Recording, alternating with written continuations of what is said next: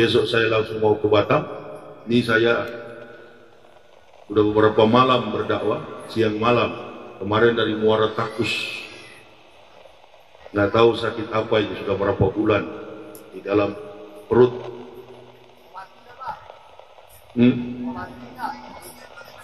Saya banting-banting kau. Kamu coba sama saya.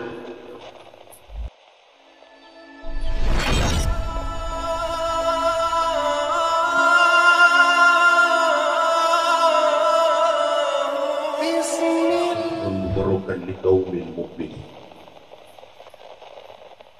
Asyhadu an la ilaha illallahul malikul haqqul mubin. Wa asyhadu anna sayyidana Muhammadan abduhu wa rasuluhu shadiqul wadil amin. Tibil qulubi wa da'waiha wa afiyatil abdani wa sifaiha wa nuril absari wa gijaiha wa qudil arwahi wa gijaiha wa ala alihi wa sahbihi wa sallim. Amma ba'd. Fa ya ibadallah ittaqullah haqqa tuqatih wa la tamutunna illa wa antum muslimun. Wa qala Allah ta'ala fil kitabil azizil karim, a'udzu billahi minasy syaithanir rajim, bismillahirrahmanirrahim. Inna khalaqnal insana min nutfatin amsyaj naftalihi faja'alnahu sami'an basira. Inna hadainahu sabila imma syakira wa imma kafur. Aina atatna lil kafirina salasila wa aqlalau wa sahih. Wa qala Nabi sallallahu alaihi wasallam,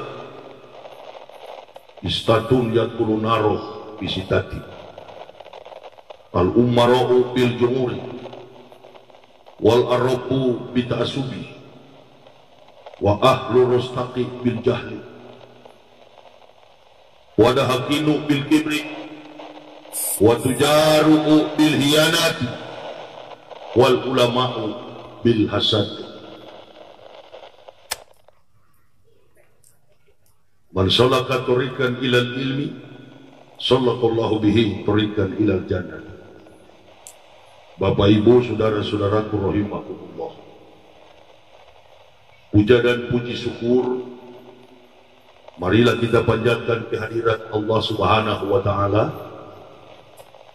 Karena sampai pada hari ini alhamdulillahirabbil alamin kita semua masih dalam keadaan hidup dan bernapas. Kalau masih bernapas berarti masih diberikan peluang dan kesempatan oleh Allah untuk menambah-nambahkan pundi-pundi amal demi bekal di yaumil akhir nanti.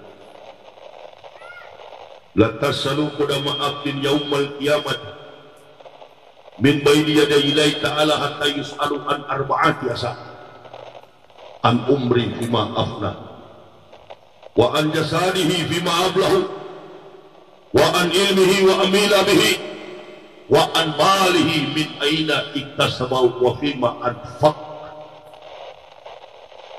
Tidak beranjak kaki seorang hamba dari pelataran kiamat. Inilah bekal yang akan kita bawa pulang nanti. Yang pertama yang ditanyakan oleh Allah, an umri fima afna, umurmu dengan apa kau habiskan. Jasad di dalam tanah pun ditanya oleh Allah, wa an jasadihi fima ablahu, dengan apa kau rapuhkan jasad. Wa an ilmihi wa amila bihi, ilmumu untuk apa kau gunakan. Dan yang keempat, wa an malihi min aina iktasaba wa fima anfaq, hartamu dari mana kau dapat, untuk apa kau belanjakan. Tidak ditanya apa jabatan dan pangkat kedudukanmu di dunia, karena kadang-kala itulah yang membuat kita gelap dari sinar kesempurnaan tauhid. Kita baru memasuki bulan Muharram, besok baru 1 Muharram. Ini adalah tanggal 30 Zulhijjah. Ada satu napak kilas, ada satu sejarah historik pandangan yang luas terkait dengan dasar pondasi daripada iman tauhid yang dicontoh, ditauladankan oleh satu keluarga, Ibrahim alaihissalam.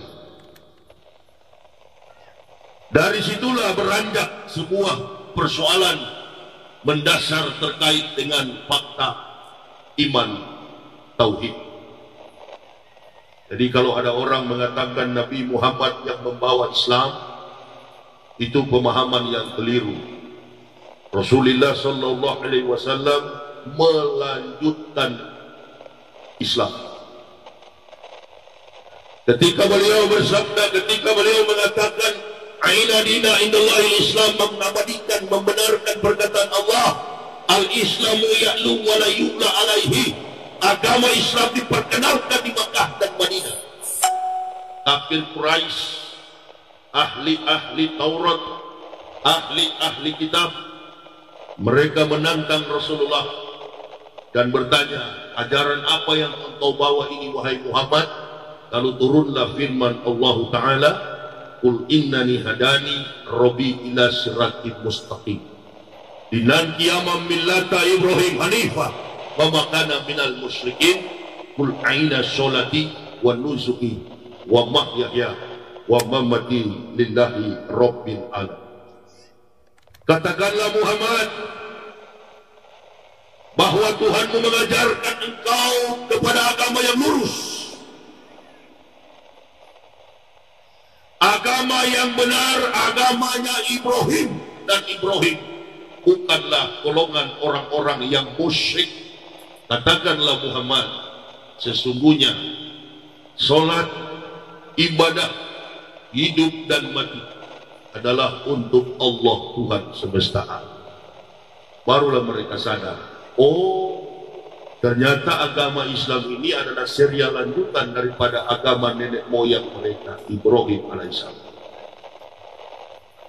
Kalau ada orang menuduh Rasulullah bahwa Islam salah, Islam sudah datang ketika Allah menciptakan Adam, ketika orang menyembah kepada Sang Khalik, Islam sudah ada.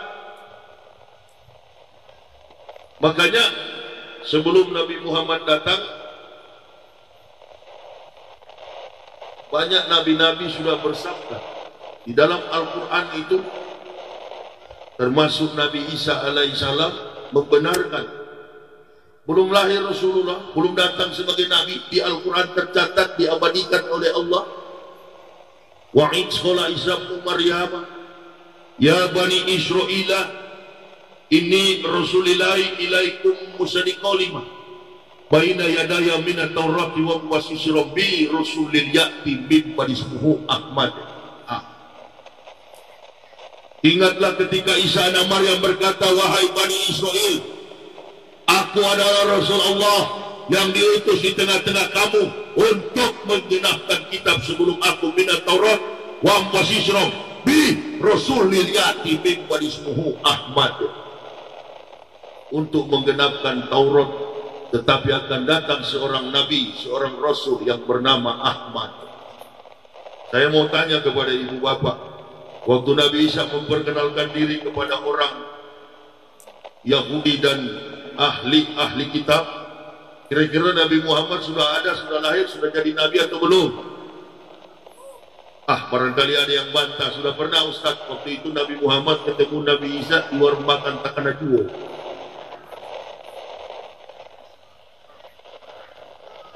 Belum datang Rasulullah, 576 tahun Nabi Muhammad belum datang ke dalam dunia. Nabi-nabi sekaliber Isa dan Musa sudah mengatakan akan datang.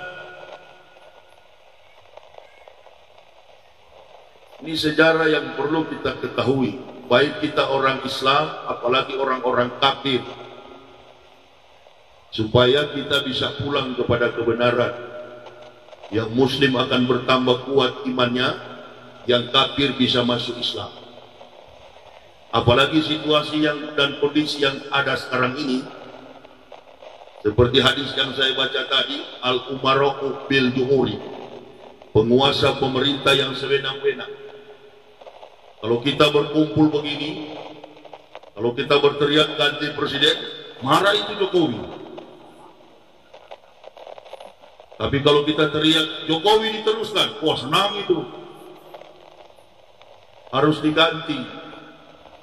Karena Jokowi itu nggak hafal suratul Fatihah. Itu aja sih, itu aja kesalahannya beliau. Kalau yang lain-lain nggak tahu lah saya. Kita membutuhkan pemimpin yang betul-betul Islami, walaupun dia tidak Islami dalam hal syariatnya, tetapi dia Islami dalam membela umat dan ulama. Jangan diadu domba. Perbuatan iblis mengadu domba itu. Saya datang di sini mungkin tidak lama karena saya dalam keadaan sakit saat ini. Saya sakit sudah beberapa hari, besok saya langsung mau ke Batam. Ini saya sudah beberapa malam berdakwah, siang malam. Kemarin dari Muara Takus. Nggak tahu sakit apa itu, sudah berapa bulan di dalam perut.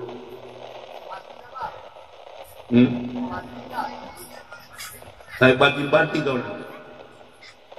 Kamu coba sama saya. Saksi mati nanti kau. Saya penggal kepalamu. Kamu coba saya nanti ya. Jadi saya harapkan kepada ibu bapak jangan kecewa, karena beginilah perjalanan seorang pendakwah. Kita nggak bisa paksa. Kalau memang sudah saatnya mati, kemarin malam saya ceramah di Pekanbaru itu memang luar biasa, porsil betul tenaga saya, Pak Kiai. Jadi nanti jemaat tidak bisa kita, suara saya pun habis. Syukurlah sound system ini dia baik. Saya hanya mau bercerita terkait dengan pengalaman hidup saya. Mungkin jemaah yang ada ini ada yang sudah tahu, tapi juga ada yang belum tahu. Saya dulu ini Pak Kiai adalah seorang pendeta dan bertugas sebagai rektor. Allah berikan petunjuk kepada kami sekeluarga, saya, istri dan 3 orang anak, untuk kami memeluk agama Islam. Saya sering berkata bahwa memeluk agama Islam ini bukan pindah agama, tetapi kami kembali kepada fitrah. Saya dilahirkan di kota Manado. Kota Manado itu adalah mayoritas berpenduduk agama Kristen. Dulu saya masuk Islam di Manado itu, di Sulawesi. Penduduknya di sana itu 0,18% beragama Islam. Sekarang kalau ibu bapak buka di Google, umat Islam di Manado itu sudah 51%. Coba buka di dalam Google itu. Puluhan ribu yang diislamkan di Manado sana. Kita di daerah Sumatera, di daerah Riau, di daerah Aceh ribut dengan masalah masyarakat. Baru-baru ini ada kejadian hashtag 2019 ganti presiden, ditabrakkan, dibenturkan dengan pemuda Pancasila. Padahal semuanya itu adalah Muslim bersaudara. Ini tugas berat kita. Apa yang dilakukan oleh rezim ini memang sudah kelihatan sekali. Termasuk yang di satu orang saja, hanya satu orang saja kita jadi panik semua di negara ini. Siapa dia? Bu, nenek cebong yang di Jakarta sana, Megawati.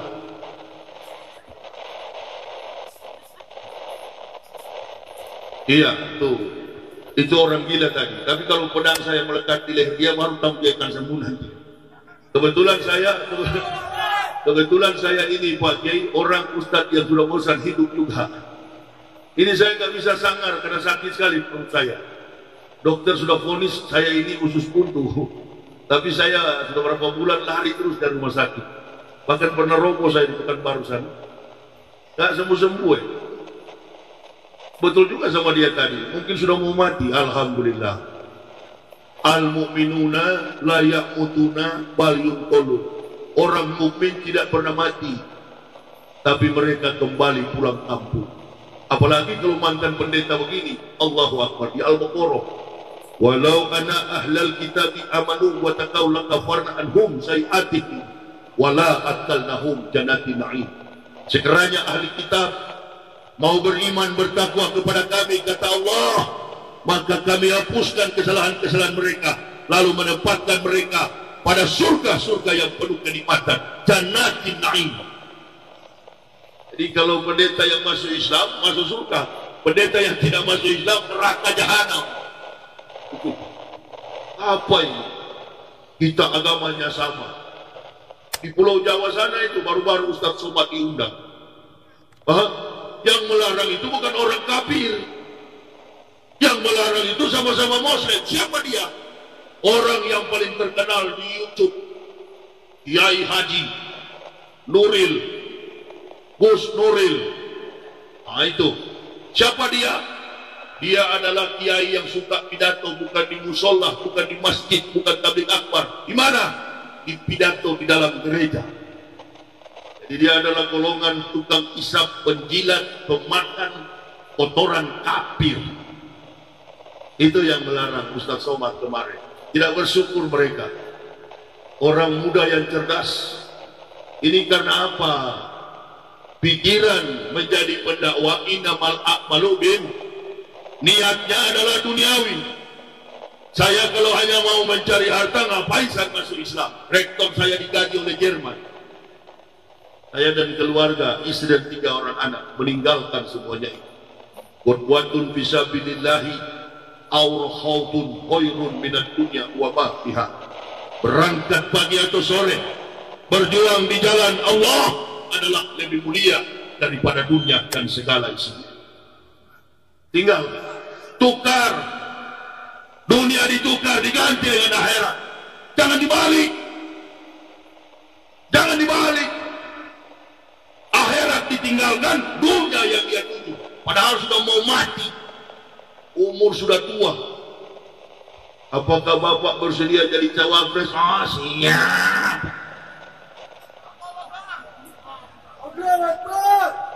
Mudah-mudahan yang hadir di sini banyak ulama lah. Mari kita sama-sama dukung Pak Prabowo Subianto. Amin ya Rabbal. Kamu tua ditanya komentator TV, Bapak siap jadi cawapres? Siap.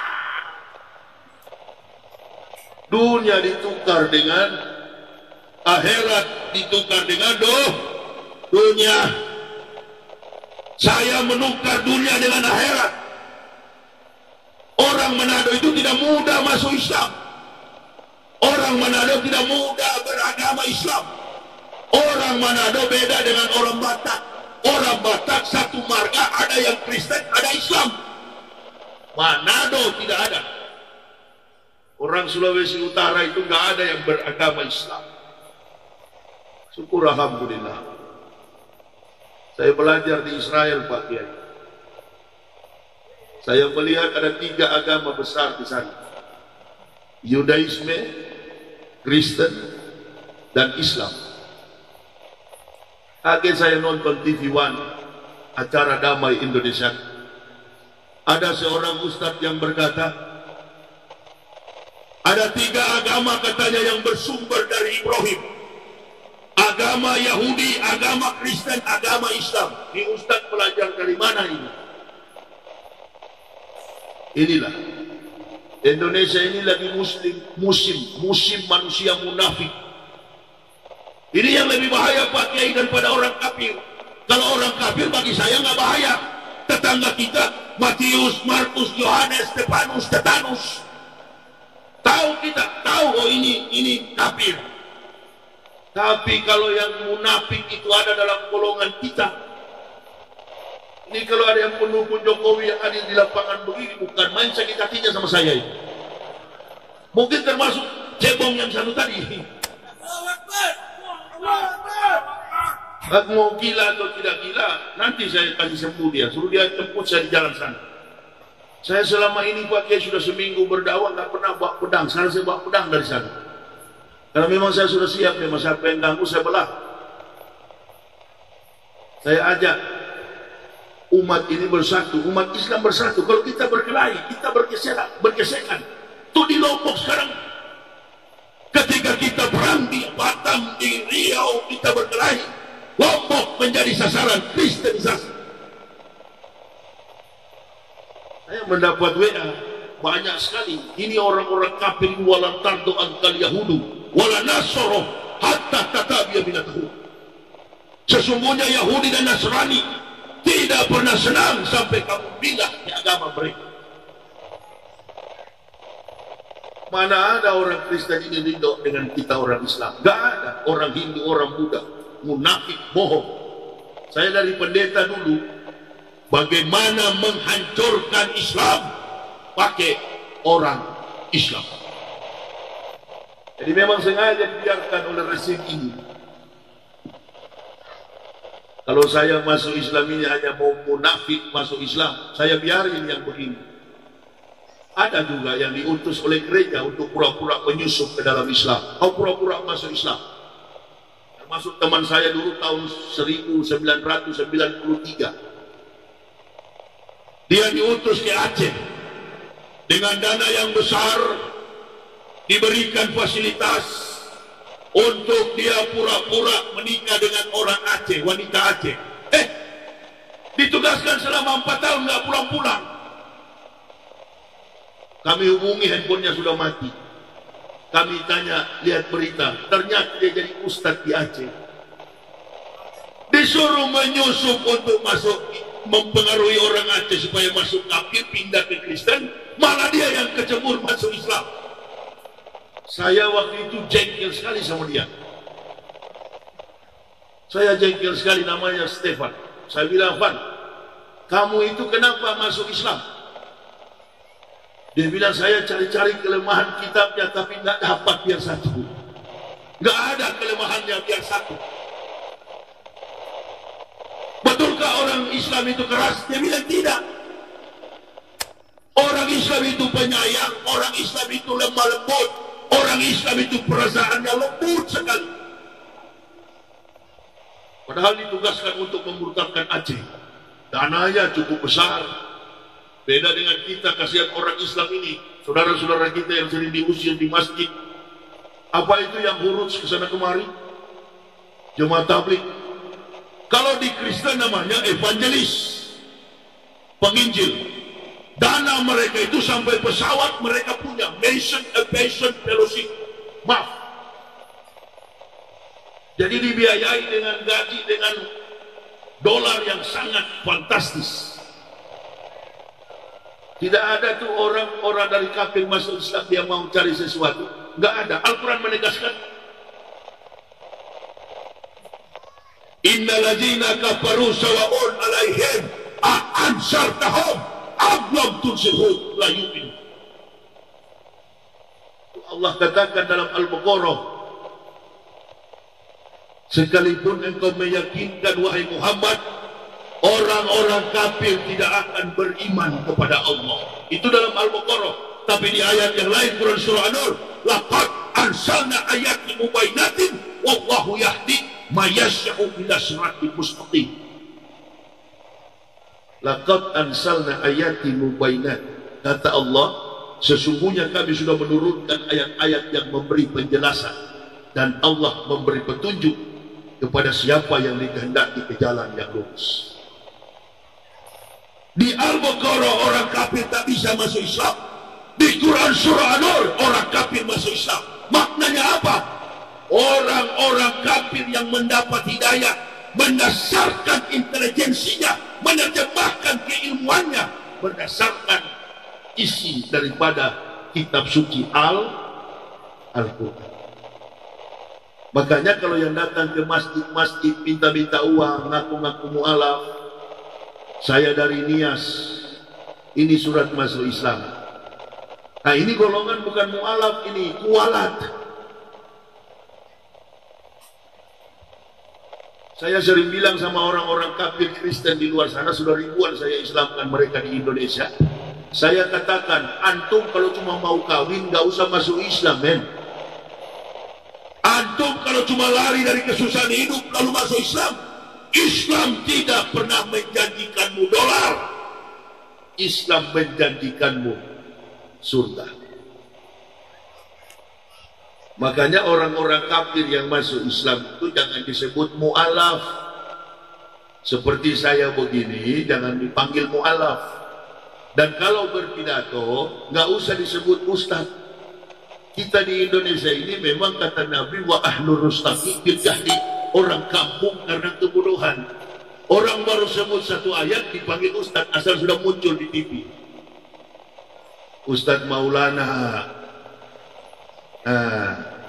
Ustaz Guntur Bumi, Ustaz Gatot Peraja Musti, yang ada satu di Pulau Jawa besar sekali, Kanjeng Dimas Taat Setan. Itu baru ada yang baru-baru juga menghina Nabi, menafsirkan Al-Quran dengan seenak perutnya saja. Yang dari Bandung, yang mengatakan Nabi Muhammad pernah bermaksiat, namanya Evi. Innalillah. Nah, yang dari kafir begini jangan buru-buru dipanggil ustaz, dipanggil apa kalau begitu? Mayyahdillahu wa huwal muhtadin wa ma yudlil fa ulaika humul khasirun. Kata Allah, barang siapa yang kami beri petunjuk, maka dialah al-muhtadin, orang yang mendapat petunjuk. Barang siapa, kata Allah, yang kami sesatkan, maka dialah orang yang sesat.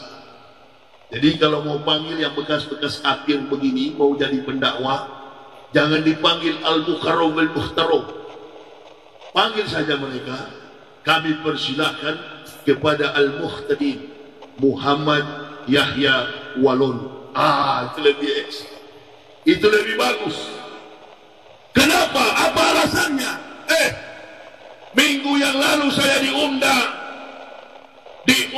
dalam program dai, 5.000 dai digulung, dipolitisir untuk mengikuti kegiatan pramuka di Cianjur.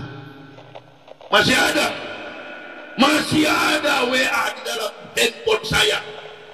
Kami mengundang 5.000 dai seluruh Indonesia. Mau cari suara Jokowi di Pilpres. Allahu Akbar. Ustaz Cebong yang mau ke situ. Ustaz Cebong yang mau ke situ. Bo. Ustaz yang kalau pidato begini, Assalamualaikum. Yang cebong-cebong begitu.